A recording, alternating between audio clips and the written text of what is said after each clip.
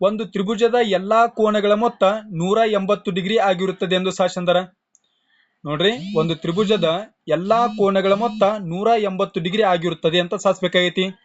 ಹಾಗಾದ್ರೆ ಫಸ್ಟ್ ಏನ್ ಬರ್ಕೊಳ್ಳೋಣ, ನಾವು ದತ್ತ ಅನ್ನ ಬರ್ಕೊಳ್ಳೋಣ. ಹಾಗಾದ್ರೆ ದತ್ತ ಅಂದ್ರ ಅವ್ರು ಕೊಟ್ಟಂತ ಮಾಹಿತಿ ಆಗಿರ್ತೈತಿ. ದತ್ತ ಅಂದ್ರ ಅವ್ರು ಕೊಟ್ಟಂತ ಮಾಹಿತಿ. ಹಾಗಾದ್ರೆ ದತ್ತ ಏನ್ ಹೇಳಿ ನೋಡ್ರಿ, ಒಂದು ತ್ರಿಭುಜ ಅಂತ ಹೇಳ್ಬಿಟ್ಟಾರ. ಹಾಗೆ ಯಾವ ತ್ರಿಭುಜ ಐತಿ? ತ್ರಿಭುಜ ಎ ಬಿ ಸಿ ಐತಿ. ಹಾಗಾದ್ರೆ ತ್ರಿಭುಜ ಎ ಬಿ ಸಿ ಅನ್ನೋದು ಒಂದು ತ್ರಿಭುಜವಾಗಿದೆ. ಎ ಬಿ ಸಿಯು ಒಂದು ತ್ರಿಭುಜವಾಗಿದೆ. ಎ ಬಿ ಸಿಯು ಒಂದು ತ್ರಿಭುಜವಾಗಿದೆ. ಎ ಬಿ ಸಿಯು ಒಂದು ತ್ರಿಭುಜವಾಗಿದೆ.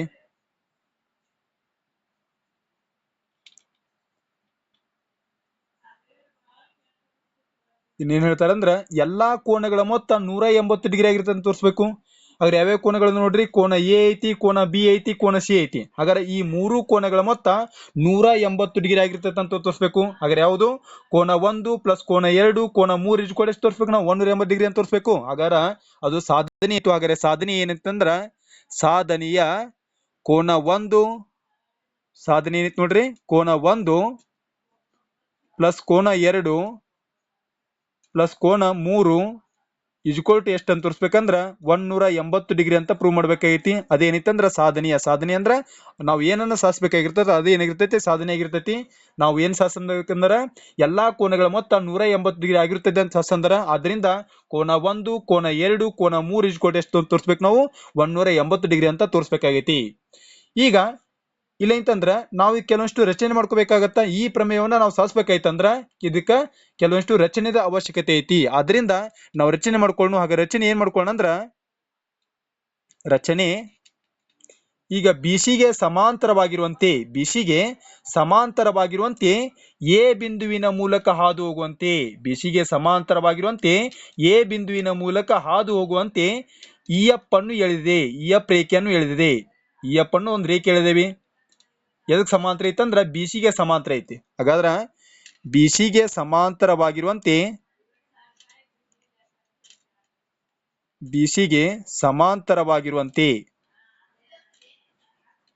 ಅಥವಾ ಬಿಸಿಗೆ ಸಮಾಂತರವಾಗಿ ಎ ಬಿಂದುವಿನ ಮೂಲಕ ಹಾದು ಹೋಗುವಂತೆ, ಎ ಬಿಂದುವಿನ ಮೂಲಕ ಹಾದು ಹೋಗುವಂತೆ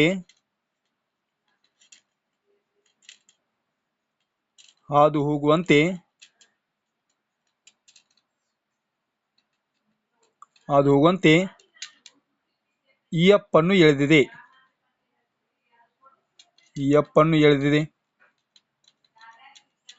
ಈಗ ಸಾಧನೆ ಮಾಡ್ಬೇಕಲ್ಲ. ಹಾಗಾದ್ರೆ ಸಾಧನೆ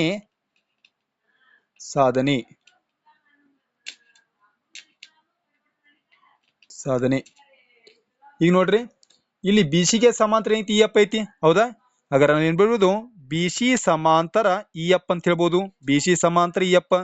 ಕಾರಣ ಏನ್ರಿ? ಕಾರಣ ನಾವು ಏನ್ ಮಾಡ್ಕೊಂಡೇವಿ ಅಂದ್ರೆ ರಚನೆ ಮಾಡ್ಕೊಂಡೇವಿ. ಕಾರಣ ಐತಂದ್ರ ರಚನೆ. ಕಾರಣ ಹೇಳ್ಬೋದು, ರಚನೆ ಅಂತ ಹೇಳ್ಬೋದು. ಹಾಗಾದ್ರೆ ಬಿಸಿ ಸಮಾಂತರ ಏನಿತ್ತು? ಇಎಫ್ ಆಯ್ತು.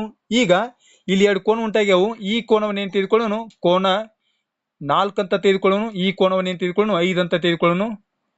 ಈಗ ನೋಡ್ರಿ, ಈ ಕೋನ 4 ಮತ್ತು ಕೋನ 2 ಏನ್ ಸಮ ಏನಾಗ್ತಾವ? ಕೋನ 2 ಆಗ್ತಾವ. ಯಾಕಂದ್ರ ಇವೇನದಾವ ಅಂದ್ರ ರೇಖೆಗಳು ಸಮಾಂತರ ಅದಾವ. ಬಿಸಿ ಸಮಾಂತರ ಇಎಫ್ ಇದ್ದಾಗ ಇಲ್ಲಿ ಉಂಟಾದಂತ ಕೋನಗಳು ಏನಾಗ್ತಾವ ಅಂದ್ರ ಅಂತರ್ಪರ್ಯಾಯ ಕೋನಗಳು ಉಂಟಾಗ್ತಾವ. ಅಂತರ್ಪರ್ಯಾಯ ಕೋನಗಳು ಏನಿರ್ತಾವ ಅಂದ್ರ ಸಮನಾಗಿರ್ತಾವು. ಅದರಿಂದ ನಾವು ಕೋನ 4 ಸಮ ಏನ್ ಹೇಳ್ಬೋದ್ರಿ? ಕೋನ 2 ಅಂತ ಹೇಳ್ಬೋದು. ಕೋನ 4 ಸಮ ಕೋನ 2 ಅಂತ ಹೇಳ್ಬೋದು. ಕೋನ 4 ಸಮ ಕೋನ 2. ಅದೇ ರೀತಿ ಕೋನ 5 ಸಮ ಕೋನ 3. ಅದೇ ರೀತಿ ಏನ್ ಹೇಳ್ಬೋದು? ಕೋನ 5 ಸಮ ಕೋನ 3 ಅಂತ ಹೇಳ್ಬೋದು. ಕಾರಣ ಏನಿತ್ತಂದ್ರ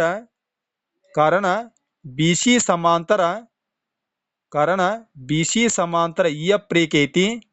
ಬಿಸಿ ಸಮಾಂತರ ಇಎಫ್ ರೇಖೆ ಐತಿ. ಆ ಬಿಸಿ ಸಮಾಂತರ ಇಎಫ್ ರೇಖೆ ಇರೋ ಸಂಬಂಧ ಇಲ್ಲಿ ಉಂಟಾದ ಕೋನಗಳಿರ್ತಾವು ಅಂತರ್ಪರ್ಯಾಯ ಕೋನಗಳಾಗಿರ್ತಾವೆ. ಎಂತ ಕೋನಗಳಿವು?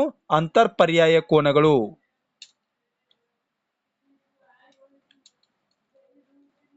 ಅಂತರ್ಪರ್ಯಾಯ ಕೋನಗಳು. ಅಂತರ್ ಪರ್ಯಾಯ ಕೋನಗಳು.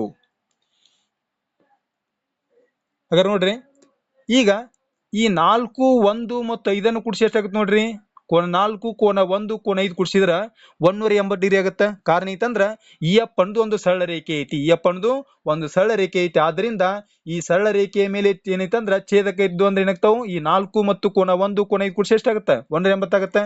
ಹಾಗಾದ್ರೆ ಬರೀಬಹುದಲ್ಲ ಏನ್ರಿ, ಕೋನ 4 ಪ್ಲಸ್ ಕೋನ 1 ಪ್ಲಸ್ ಕೋನ 5 ಈಜ್ಕೋಟ್ ಏನ್ ಹೇಳ್ಬೋದು ಅಂದ್ರ 180 ಡಿಗ್ರಿ ಅಂತ ಹೇಳ್ಬೋದು. ಎಷ್ಟು ಡಿಗ್ರಿ, 180 ಡಿಗ್ರಿ. ಕಾರಣ ಏನೈತಂದ್ರ ಇ ಎಫ್ ಅನ್ನೋದು ಒಂದು ಸರಳ ರೇಖೆ ಐತಿ. ಇ ಎಫ್ ಒಂದು ಸರಳ ರೇಖೆ ಆಗಿದೆ. ಇ ಎಫ್ ಒಂದು ಅಂತ ರೇಖೆ ರೀ, ಸರಳ ರೇಖೆ ಐತಿ. ಇ ಎಫ್ ಸರಳ ರೇಖೆ ಆಗಿದೆ. ಆದ್ದರಿಂದ ಕೋನ 4, ಕೋನ 1, ಕೋನ 5 ಕೂಡಿಸಿ ಎಷ್ಟಾಗತ್ತೆ ಅಂದ್ರ 180 ಡಿಗ್ರಿ ಆಗುತ್ತೆ. ಈಗ ನೋಡ್ರಿ, ಕೋನ 4ಕ್ಕೆ ಸಮ ಏನೈತಂದ್ರ ಕೋನ 2 ಐತಿ. ಅದೇ ರೀತಿ ಕೋನ 5ಕ್ಕೆ ಸಮ ಏನೈತಂದ್ರ ಕೋನ 3 ಐತಿ. ಹಾಗಾದ್ರೆ ಕೋನ 4 ಬದಲಾಗಿ ಏನ್ ಬರಿಬಹುದು ನಾವು, ಕೋನ 2 ಅಂತ ಬರಿಬಹುದು. ಹಾಗಾದ್ರೆ ಕೋನ 4 ಸಮ ಏನೈತಂದ್ರ ಕೋನ 2 ಐತಿ. ಆದ್ರಿಂದ 4 ಬದಲಾಗಿ ಏನ್ ಬರಿತೇವೆ ಅಂದ್ರೆ ಕೋನ 2 ಅಂತ ಬರಿತೇವಿ. ಇನ್ನ ಪ್ಲಸ್ ಕೋನ 1 ಪ್ಲಸ್ ಕೋನ 5 ಐತಿ. ಹಾಗಾದ್ರೆ 5ಕ್ಕೆ ಸಮ ಏನೈತಿ ನೋಡ್ರಿ, ಕೋನ 3 ಐತಲ್ಲ. ಹಾಗಾದ್ರೆ ಕೋನ 5 ಬದಲಾಗಿ ಏನ್ ಬರಿಬಹುದು, ಕೋನ 3 ಅಂತ ಬರಿಬಹುದು. ಇಜ್ಕೊಟ್ ಎಷ್ಟು ಅಂದ್ರ 180 ಡಿಗ್ರಿ. ಇಜ್ಕೊಟ್ 180 ಡಿಗ್ರಿ. ಆದ್ರಿಂದ ಏನ್ ಬನ್ಬೋದು ಅಂದ್ರ ನಾವು ಕೋನ 1, ಕೋನ 2, ಕೋನ 3 ಕೂಡಿಸಿ ಎಷ್ಟು ಅಂದ್ರ 180 ಡಿಗ್ರಿ ಅಂತ ಹೇಳ್ಬೋದು. ಆದ್ರಿಂದ ಕೋನ 1 ಪ್ಲಸ್ ಕೋನ 2 ಪ್ಲಸ್ ಕೋನ 3 ಈಜ್ಕೊಲ್ಟು 180 ಡಿಗ್ರಿ ಅಂತ ಹೇಳ್ಬೋದು. ಇವೇನದು ಅಂದ್ರ ತ್ರಿಭುಜದ ಎಲ್ಲಾ ಕೋನಗಳ ಮೊತ್ತವು ಅದು 180 ಡಿಗ್ರಿಗೆ ಸಮ ಆಗಿರುತ್ತದೆ ಅಂತ ಹೇಳ್ಬೋದು.